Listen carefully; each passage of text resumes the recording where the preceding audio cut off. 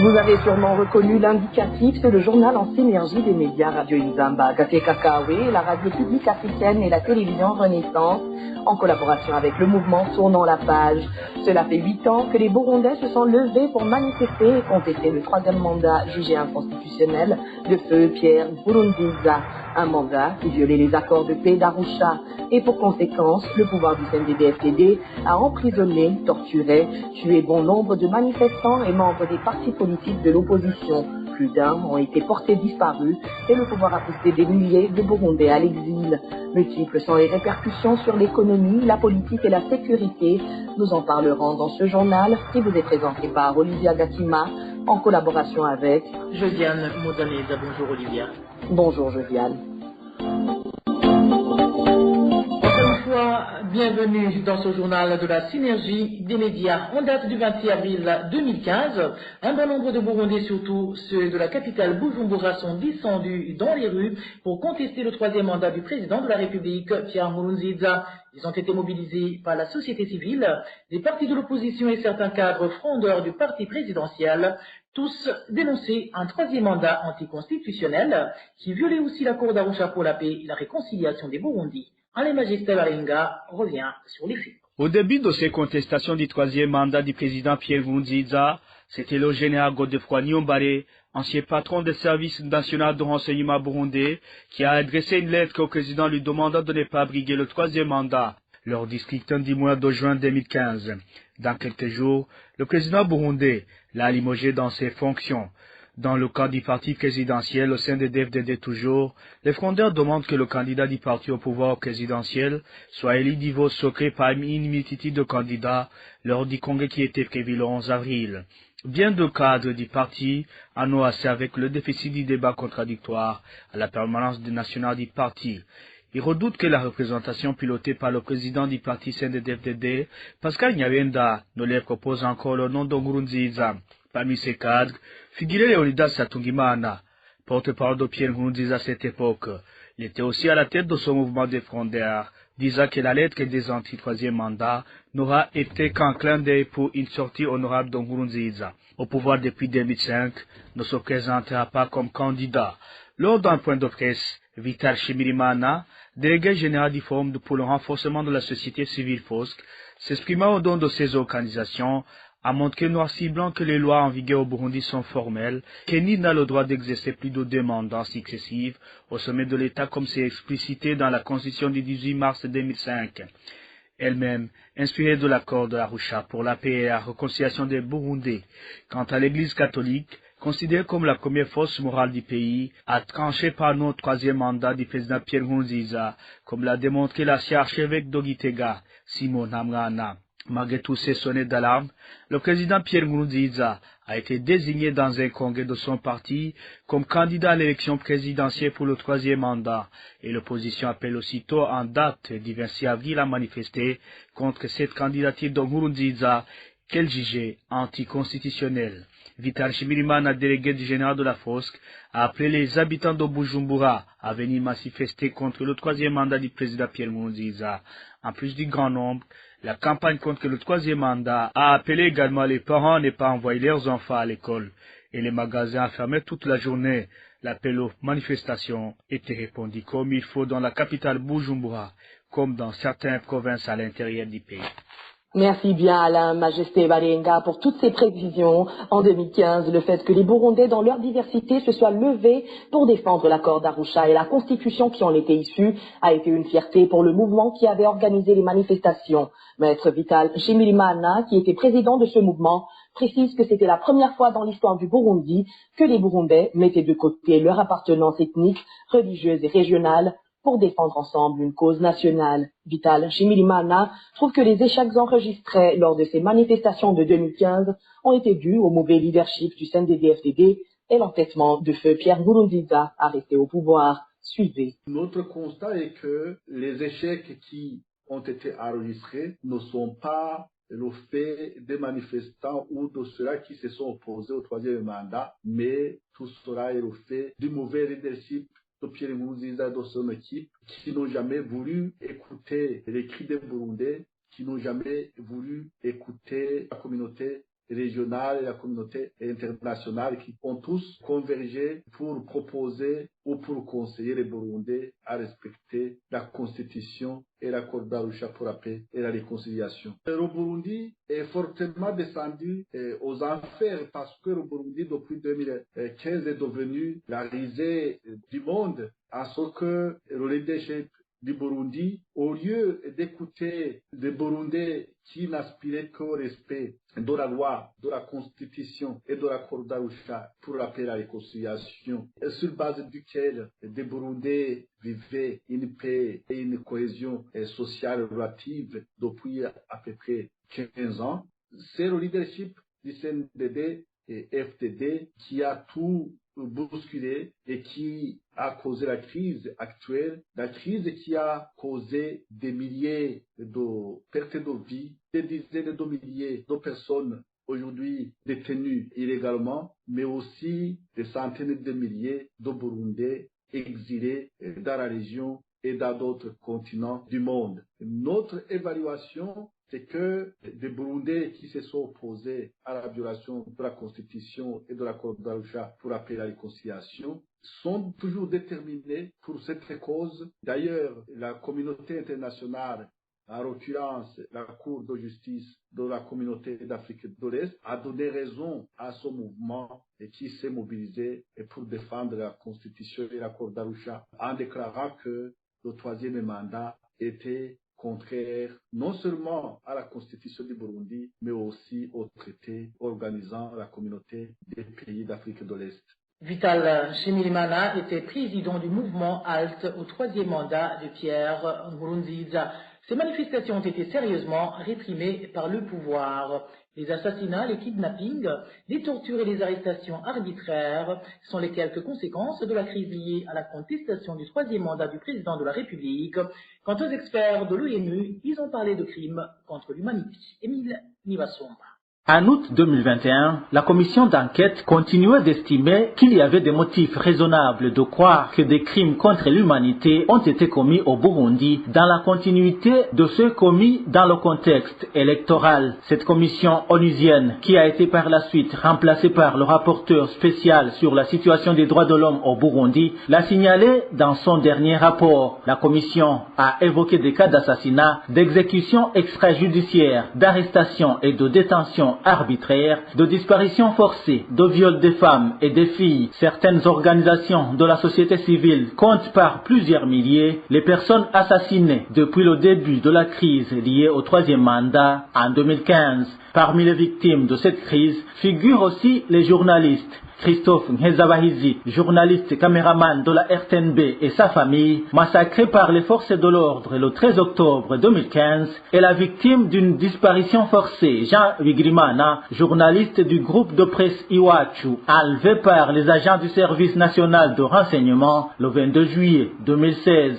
Les membres de la société civile, les politiques et la population civile font également partie des victimes de cette crise. La destruction des bâtiments de la radio publique africaine et la télévision Renaissance par les forces de l'ordre figure aussi parmi les conséquences de la crise liée au troisième mandat illégal de Pierre Nkurunziza. Jusqu'à présent, ces médias ne sont pas encore autorisés à émettre sur le territoire burundais. Suite à cette crise, le Burundi a coupé toute collaboration avec la plupart des mécanismes internationaux des droits de l'homme et a radié plusieurs organisations de la société civile. C'est une crise qui a également provoqué l'exil de centaines de milliers de Burundais, plus de 200 000 se trouvant toujours dans les camps des réfugiés des pays de l'Afrique centrale et de l'Est.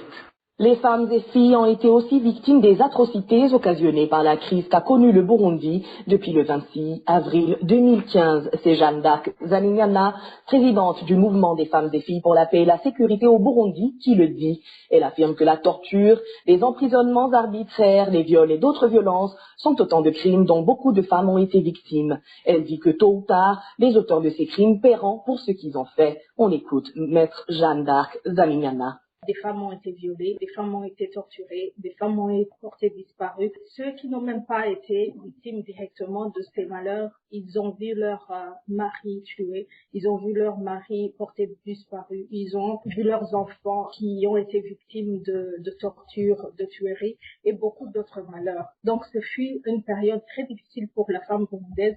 Ce fut une période où, je pense, la femme burundaise a vraiment fait dans son fort intérieur et s'est sentie dans un pays où il n'y avait plus de sécurité à son égard. Alors aujourd'hui, la femme burundaise, je ne dirais pas qu'elle se porte très bien parce que ce genre de violation de droits continue à s'observer à son égard. Il est important de signaler que ce genre de traitement inhumain qu'elles ont subi, c'est vraiment des violations de droits de l'homme qui sont punies à l'égard du droit interne, mais aussi du droit international comme des crimes contre l'humanité. Des crimes qui n'ont pas de délai prescriptif et des crimes qui, tôt ou tard, devront être jugés par des institutions autant nationales que internationales. Donc, aujourd'hui, je pense que la femme burundaise ne vit que dans l'espoir de voir justice faite pour elle-même, mais aussi pour les siens. Elle ne vit que pour pouvoir, malgré ses blessures, malgré ses violations, ses crimes dont elle a été victime durant ces dernières années au Burundi.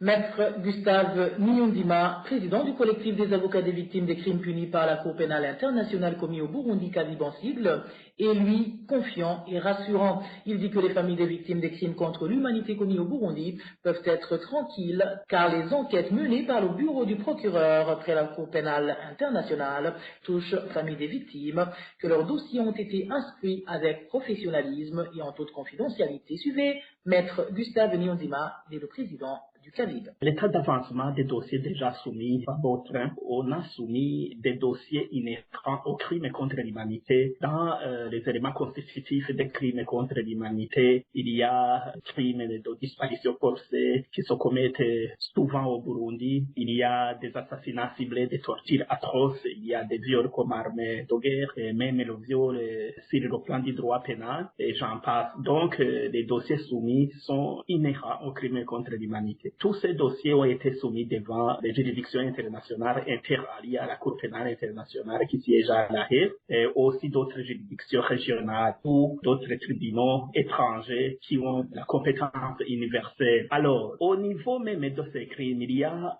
plusieurs centaines de dossiers qui ont été déjà instruits par le bureau du procureur près la Cour pénale internationale, et les enquêtes touchent presque à leur fin, et tout a été fait avec brio, professionnalisme et pure confidentialité. Alors, que les familles de victimes soient rassurées, puisque l'instruction a été menée avec brio, donc que les familles se rassurent, tout ira bien, tôt ou tard, la justice sera faite à leur égard. Et le Kavibe demeure aussi disposé à apporter toujours son expertise à l'égard de ces victimes devant les juridictions diverses internationales qui représentent donc les crimes contre l'humanité.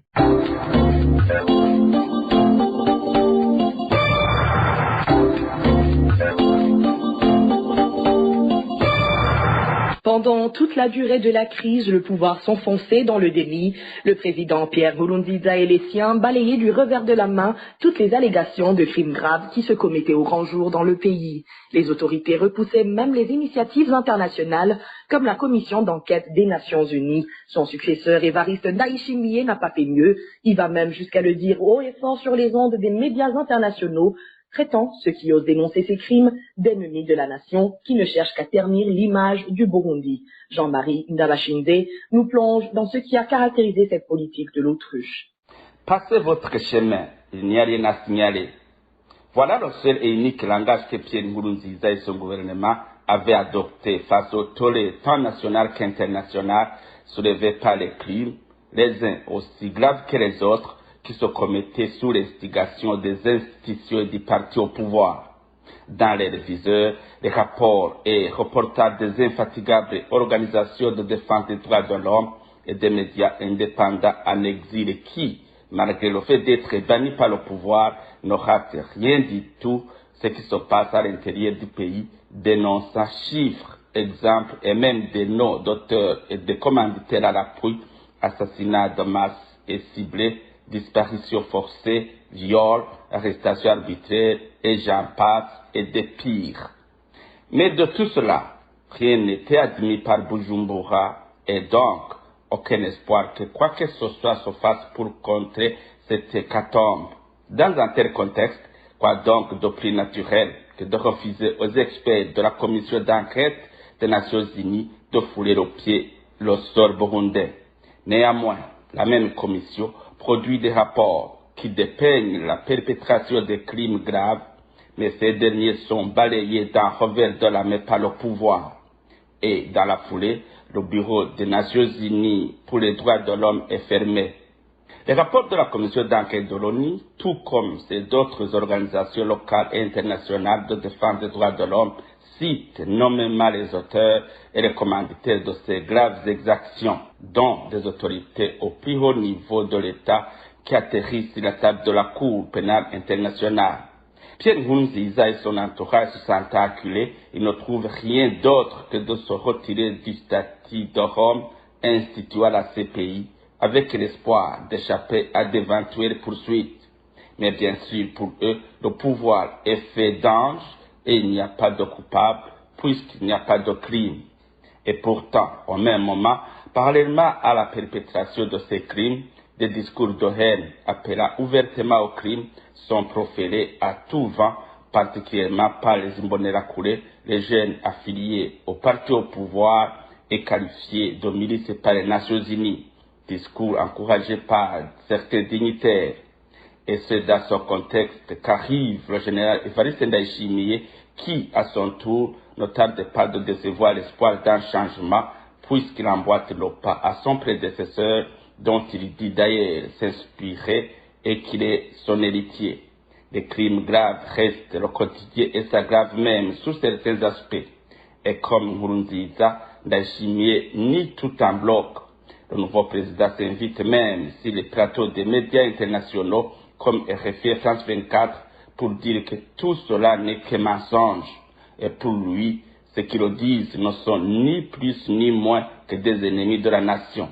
Et plus récent, la décision de la Cour de l'EAC qui tranche et reconnaît l'inconstitutionnalité du troisième mandat de Nkurunziza, qui est la racine de la crise qui traverse le Burundi depuis 2015. Mais le même Ndayishimiye, pourtant président en exil de cette communauté, rejette le verdict de la Cour, prouvant ainsi que la politique de déni de son pouvoir n'a pas de limite.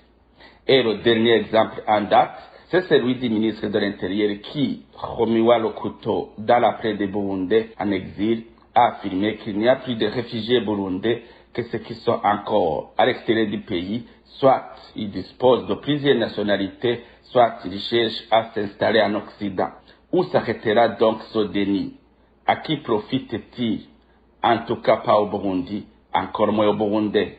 Maître Dieudonné Bachila-Chidé, un des défenseurs des droits de l'homme, rappelle que les Burundais avaient choisi de dire non à la dictature du président Nkurunziza qui voulait s'éterniser au pouvoir en s'attribuant un troisième mandat illégal selon les accords d'Arusha et la constitution de la République du Burundi. Il déplore néanmoins que le pouvoir ait usé d'une force disproportionnée pour réprimer la contestation, ce qui a d'ailleurs eu des lourdes conséquences pour le pays. Maître Dieudonné Bachila-Chidé. Comme vous en souvenez, entre 1993 et 2000, plus de 300 000 Burundais ont laissé la vie dans une guerre civile qui était liée à la gouvernance et à la haine ethnique. Pour mettre un terme à tous ces mots, les Burundais s'étaient mis ensemble et avaient signé l'accord d'Arusha pour la paix et la réconciliation au Burundi, qui avait ramené une certaine accalmie qui présageait une certaine maturité dans l'avenir d'une démocratie consociative. Cependant, en 2015, le président de l'époque s'est entêté à vouloir renverser les institutions en faisant prévaloir sa volonté sur celle de la loi. Vous vous souviendrez qu'en date du 21 mars 2014, il a tenté de revoir la Constitution pour s'octroyer un troisième mandat. le Parlement qui représente le peuple burundais avait rejeté ce projet illégal. Et depuis ce jour, le Parlement qui représente le peuple burundais venait de lui signifier que le troisième mandat est illégal et que si jamais il s'aventure, il se sera aventuré dans l'illégalité et dans l'usage de la force au lieu de respecter les lois républicaines. C'est ainsi que le gros des membres du parti au pouvoir, des intellectuels, lui ont signifié qu'ils ne peuvent pas l'accompagner dans cette aventure. C'est ainsi que les partis politiques de l'opposition et les autres forces vives de la nation, notamment la société civile, lui ont fait signifier qu'ils ne peuvent pas croiser les bras au moment où le pays chavire, au moment où le pays dérive vers la dictature. C'est ainsi que le 26 avril 2015, le peuple burundais s'est levé comme un seul homme pour dire non à un troisième mandat de la discorde, non au troisième mandat qui violait l'accord d'Arusha, qui violait la constitution burundaise. Plutôt que d'écouter le parti au pouvoir et le président Nkurunziza ont opté à l'utilisation de la violence. Ils ont tiré des balles réelles sur des manifestants pacifiques qui manifestaient en chantant l'hymne national. Ils ont enlevé, tué des Burundais, de paisibles Burundais qui ne réclamaient que leur liberté. Maître Dieudonné Bachila-Hishidze indique que les conséquences de ce forcing se sont manifestées aussi bien sur la population burundaise que sur le pouvoir. Écoutez encore une fois Maître Dieudonné Bachila-Hishidze. Et c'est ainsi que les Nations Unies ont établi 5 rapports, une commission internationale d'enquête des Nations Unies a établi 5 rapports qui établissent des crimes contre l'humanité qui ont été commis par le régime. Le régime est entêté à refuser les négociations. Et voilà maintenant, le pays est plongé dans la misère, dans la mauvaise gouvernance, au point que les Burundais ne savent plus à quel fin se vouer. Heureusement, la Cour de l'Afrique de l'Est a déjà établi la vérité historique par rapport aux revendications de ceux qui refusaient le troisième mandat et une vérité juridique en établissant à travers son arrêt qui est devenu définitif et sans recours, en établissant que le troisième mandat était illégal et contraire à l'accord d'Arusha. Cet arrêt implique en effet que l'accord d'Arusha reste la pièce maîtresse de la gouvernance constitutionnelle au Burundi.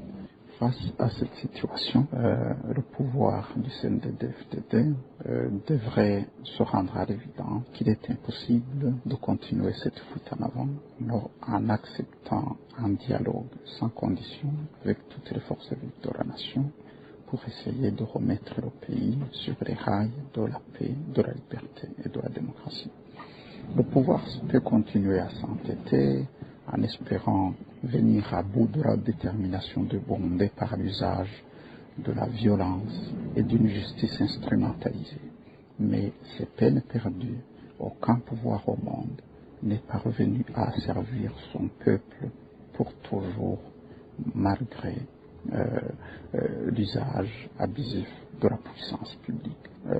Au regard de la situation catastrophique du pays dans le domaine économique, dans le domaine de la gouvernance, il est indispensable que les Burundais se mettent autour d'une table pour voir comment relever le pays, pour voir comment redresser un pays qui, malheureusement, de fil en... Dans le chapitre des solutions à la crise de 2015 qui fait encore des conséquences énormes dans le pays, Frédéric Bambouvinou-Villa, président de la coalition de l'opposition burundaise pour le rétablissement de l'accord d'Arusha, Sephora Arusha en sigle, propose à l'opposition interne et externe de rester unis et de travailler en synergie pour présenter un projet de société comprenant des actions concrètes afin de convaincre le pouvoir CNDD à aller sur la table des négociations. Suivez Frédéric Bambouvinou-Villa. Il est le président de la coalition de l'opposition burundaise pour le rétablissement de l'accord d'Arusha, Sephora Arusha. On l'écoute.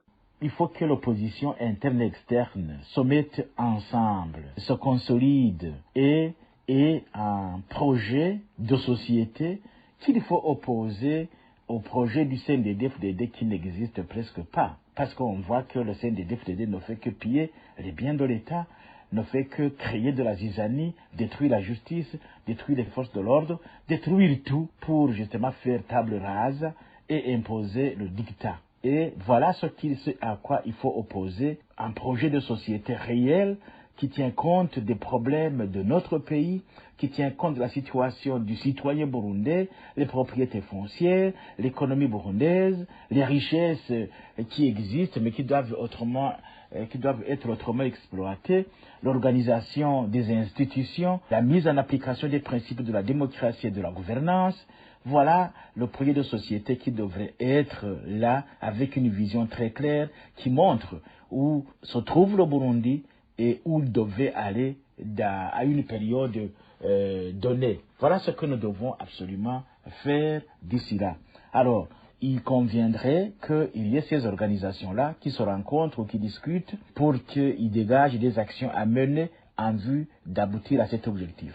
Sinon, un pouvoir qui est là ne peut pas accepter de dialoguer avec d'autres, avec son opposition, parce que dialoguer avec l'opposition suppose qu'il y ait perte de quelque chose. Et la seule façon de forcer le pouvoir à accepter, il faut des actions concrètes pour que, justement, ce pouvoir se dise, voilà, finalement, il n'y a pas d'autre solution, si ce n'est que d'accepter d'autres Burundais qui doivent être avec nous pour être ensemble, diriger ensemble le pays, quitte à ce que ce pays puisse sortir de la misère, sortir de la pauvreté et aller vers le développement. Se basant sur le contexte burundais en matière des droits de l'homme, 18 associations qui militent pour la protection des droits humains trouvent que la seule alternative possible pour stabiliser le Burundi est le respect des droits humains par le régime CNDD-FDD.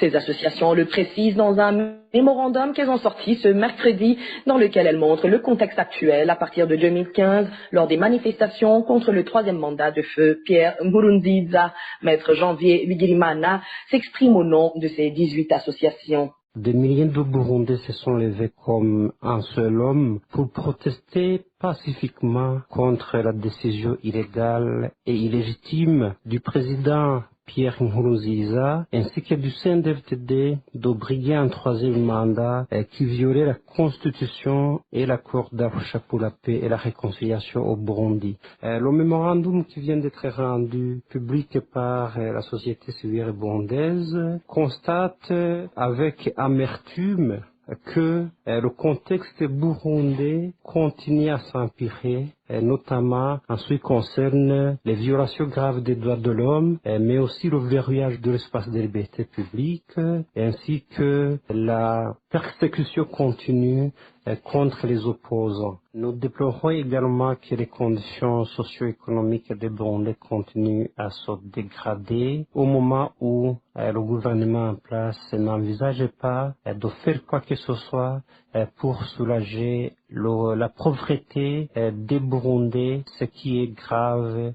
Nous demandons donc à tous les acteurs de la vie nationale burundaise, et plus particulièrement le parti au pouvoir ainsi que son gouvernement, de cesser la violence qui est commise par les Imbonerakure ainsi qu'un certain nombre d'éléments des corps de défense et de sécurité et de permettre à ce que les citoyens burundais puissent vivre en paix dans leur pays. Nous demandons également de mettre fin aux abus qui sont commis envers les membres du parti de l'opposition et des activistes de la société civile et de libérer tous ceux qui sont en prison en raison de leur appartenance politique ou de leurs opinions. Les 18 associations de la société civile sont revenues également sur les faits qui donnent raison aux revendications des manifestants contre le mandat de trop de feu Pierre Nkurunziza. Encore une fois, Maître Janvier Bigirimana. À propos justement du troisième mandat de Pierre Nkurunziza 2015, en novembre 2021, la Cour de justice de la communauté de l'Afrique de l'Est a décidé que le mandat brigué par le président Pierre Nkurunziza en 2015 violait justement La Cour d'Arusha pour la paix et la réconciliation, la Constitution du Burundi, mais aussi le traité établissant la communauté de l'Afrique de l'Est. Nous demandons donc que la communauté internationale puisse continuer à suivre de près toutes ces questions d'intérêt national, parce que nous sommes face à un gouvernement qui n'est pas soucieux de protéger les droits et libertés des citoyens, et ce qui met toujours en difficulté la population qui n'a plus de secours en ces moments très délicats. Et voilà, c'est par ici que s'achève ce journal de la synergie des médias, RPA, Inzamba, la télévision Renaissance, en collaboration avec le mouvement Tournons la page. Comme vous l'avez compris, cette synergie s'articulait sur un seul point, à savoir les conséquences liées à la contestation du troisième mandat inconstitutionnel de feu le président Pierre Nkurunziza. Ce journal vous a été présenté par Josiane Mozaneza et Olivia Gakima. On vous dit au revoir et à la prochaine.